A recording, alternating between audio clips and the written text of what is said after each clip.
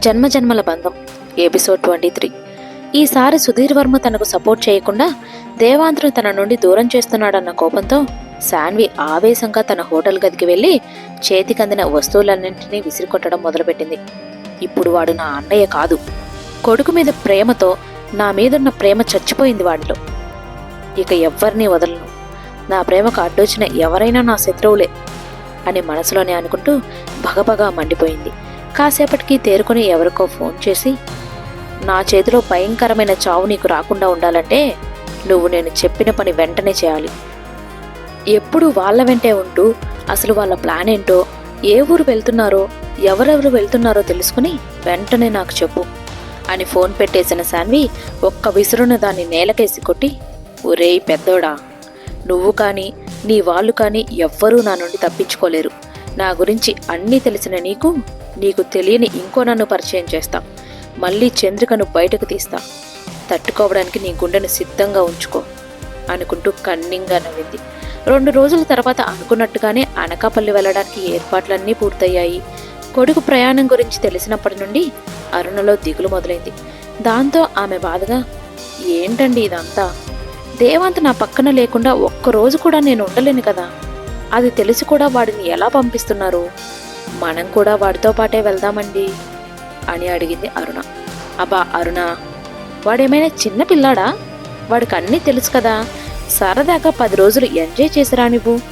ఎప్పుడూ పని పని అంటూ ఇక్కడే ఉండి రొటీన్ లైఫ్ గడిపేస్తున్నాడు. ఇలా అయినా కొన్నాళ్ళు బయట తిరిగితే కాస్త రీఫ్రెష్ అవుతాడు అని నచ్చ చెప్పాడు సుధీర్ వర్మ.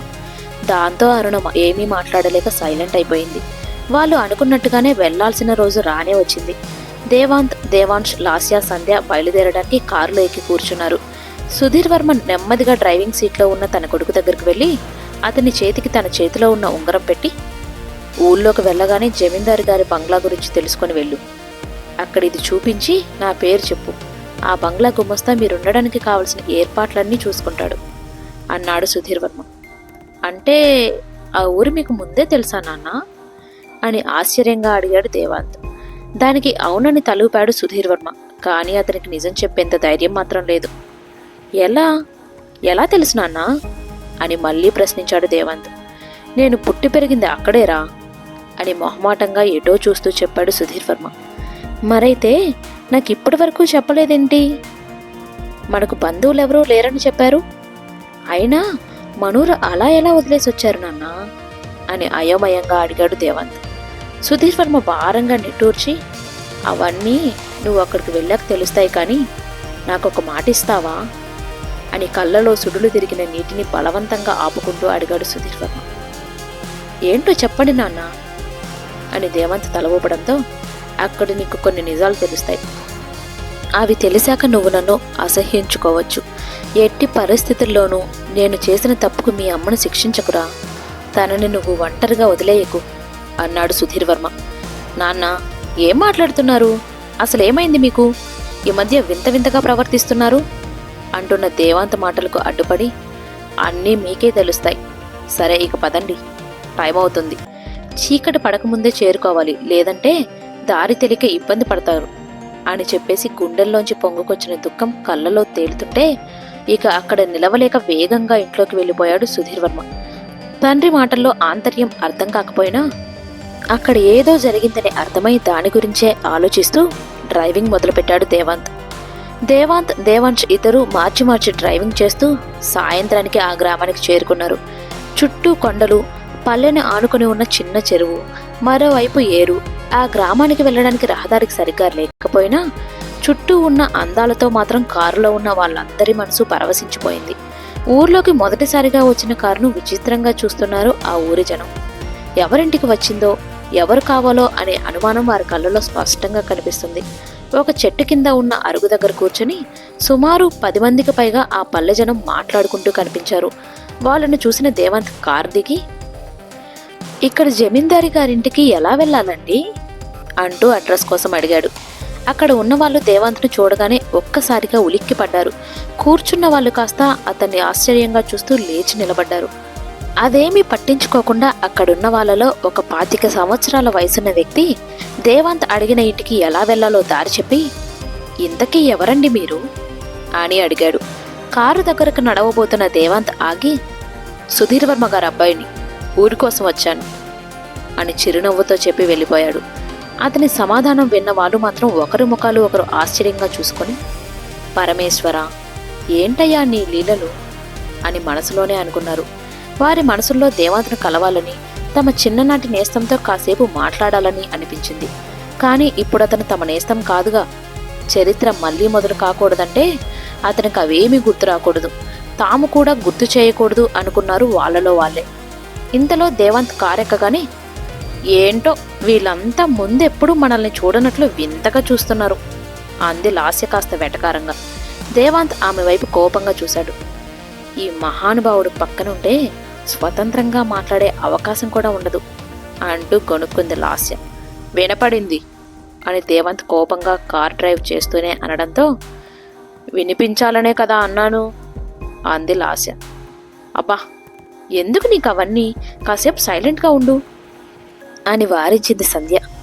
దానికి కాస్త నోటితో లెక్కువలే, మనం చెబితే వినదు, ఎప్పుడో బాగా పడతాయి దానికి అని నవ్వాడు దేవాంశ్. బాబోయ్, అస్సలు నన్ను నోరు మెదపనివ్వడం లేదుగా అని బొంగమూతి పెట్టుకుని సైలెంట్గా కూర్చుంది లాస్య. ఇంతలో కారు వాళ్ళు వెళ్లాలనుకున్న బంగ్లా దగ్గర ఆగింది. అక్కడ గుమస్తాగా ఉంది ఎవరో కాదు, సోమయ్య. బంగ్లా ముందు ఆగిన కారును చూసి ఎవరో అనుకుంటూ వాళ్ళ దగ్గరకు వచ్చాడు. అందరూ కారు దిగి వాళ్ళ సామాన్లు తీసుకుంటుండగా దేవాంత్ మాత్రం సోమయ్య వైపు నడిచాడు. సోమయ్యకు అతన్ని చూడగానే విపరీతమైన ఆశ్చర్యంతో పాటు ఆనందం కూడా కలిగింది.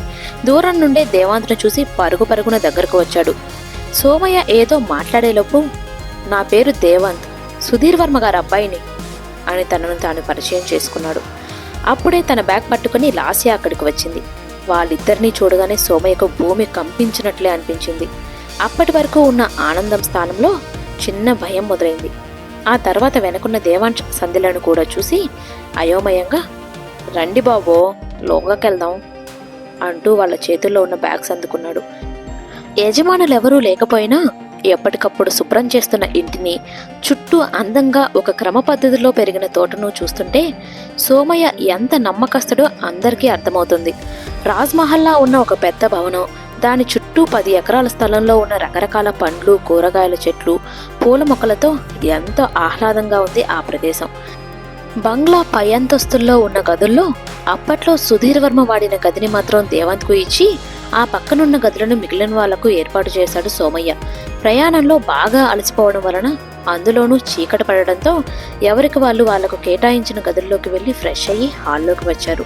అప్పటికే సోమయ్య భార్య కాంతం వంట ఏర్పాట్లు మొదలుపెట్టింది. సోమయ్య హాల్లో కూర్చున్న వాళ్ళ దగ్గరకు వచ్చి, మా ఆవిడ వంట చేస్తుంది, సిటికలో చేసేసిద్ది, ఇంకా ఏమైనా కావాలా బాబో అని అడిగాడు వినయంగా. మాకేమీ అవసరం లేదులే కానీ ఇలా వచ్చి కూర్చో అని పిలిచాడు దేవాంత్. అతను వినయంగా వెళ్ళి వాళ్ళ దగ్గర ఒక పక్కగా కింద కూర్చున్నాడు. అదేంటి అలా కింద కూర్చుంటున్నావు, ఇలా వచ్చి కూర్చో అని దేవాంశ్ తన పక్కన ఉన్న సోఫా వైపు చూపించాడు. వద్దులే బాబో, నాకు ఇట్టాగే అలవాటు అంటూ చతికిలబడి కూర్చున్నాడు సోమయ్య. ఇంతకీ మీ పేరేంటి అని అడిగాడు దేవాంశ్. సోమయ్య అంటారండి అని తలకొక్కుంటూ చెప్పాడు సోమయ్య. ఇంతలో కాంతం, ఏమయ్యో బాబుగారులను పిలుచకరా, వంట పూర్తయినది అంటూ వంటగదుల నుండి కేకేసింది. అందరూ లేచి వెళ్లి డైనింగ్ టేబుల్ దగ్గర కూర్చొని ఆ ఊరి గురించి మాట్లాడుకుంటూ భోజనం చేశారు.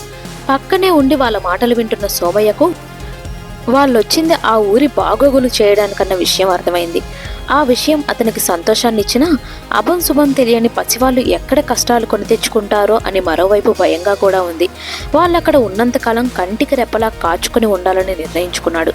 భోజనాల తర్వాత ఎవరి గదుల్లోకి వాళ్ళు వెళ్ళి నిద్రపోయారు. తెల్లవారుతుండగానే పక్షుల కిలకలా రావాలతో నిద్రలేచి బయటకు వచ్చిన దేవాంత్కు ఆ పచ్చటి ప్రకృతిలో లాస్యతో కలిసి గడపాలని అనిపించింది. అందుకే తనను నిద్రలేపడానికి ఆమె గదికి వెళ్ళాడు. లాస్య ఒకవైపుకు ముడుక్కొని ఆదమరిచి నిద్రపోతోంది. తననలా చూసిన దేవాంత్కు గుండె లయ తప్పింది. ఆమె తెగ ముద్దొచ్చేసింది. అయినా తనను తాను కంట్రోల్ చేసుకుని, లాస్య లే, బయటికెళ్దాం అంటూ కంగారు పెట్టేశాడు. లాస్య బద్ధకంగా ఒళ్ళు విరుచుకుంటూ లేచి, ఏంటి బావా పొద్దున్నే నీ గోల, ఇంకాసేపు పడుకుంటాను ప్లీజ్ అంటూ బతిమాలసాగింది. నథింగ్ డూయింగ్ ఫస్ట్ ఫ్రెష్ అయ్యిరా, బయటికి వెళ్దాం అంటూ ఆమెను ఎత్తుకొని తీసుకెళ్లి బాత్రూమ్ డోర్ తెరిచి అక్కడ దించి పక్కకు వచ్చేశాడు. ఇంట్లో అమ్మ, అక్కడుంటే ఆ వర్ష, ఇక్కడ వీడు తయారయ్యారు అందరూ నా ప్రాణానికి. వీళ్ళకి నా నిద్ర మీదే ధ్యాస అని తిట్టుకుంటూ ఫ్రెష్ అవ్వడానికి వెళ్ళింది లాస్య. దేవాంత్ ఆమె మాటలు విని నవ్వుకుంటూ సిల్లీ గర్ల్ అనుకుని కింద అంతస్తులో ఉన్న హాల్లోకి వచ్చి తన కోసం ఎదురు చూస్తూ కూర్చున్నాడు. ఏంటి బాబు ఏడగూకున్నారు, ఏడకైనా పోవాలా అంటూ అక్కడికొచ్చాడు సోమయ్య. అలా సరదాగా ఊరు తిరగొద్దామని సోమయ్య, నా మరదలు ప్రియ కోసం ఎదురు చూస్తున్నా అన్నాడు దేవాంత్ నవ్వుతూ. ఇద్దరు కలిసి ఎక్కువగా తిరగబోకండి బాబో, దిష్టి తగులుతాది అన్నాడు. వాళ్ళిద్దరినీ అలా చూస్తే ఏ క్షణం ఎలా మారుతుందో అని అతని భయం. సోమయ్య భయం నిజమయ్యేలా బయటికి వెళ్ళాలనుకున్న దేవాంత్కి ఏమైనా జరుగుతుందా తెలుసుకోవాలంటే నెక్స్ట్ ఎపిసోడ్ కోసం ఎదురు చూడండి. మా ఈ స్టోరీ మీకు నచ్చినట్టయితే ప్లీజ్ లైక్ చేయండి. అలాగే మరికొన్ని ఇంట్రెస్టింగ్ ఎపిసోడ్స్ కోసం సబ్స్క్రైబ్ చేసుకోండి. Thank you.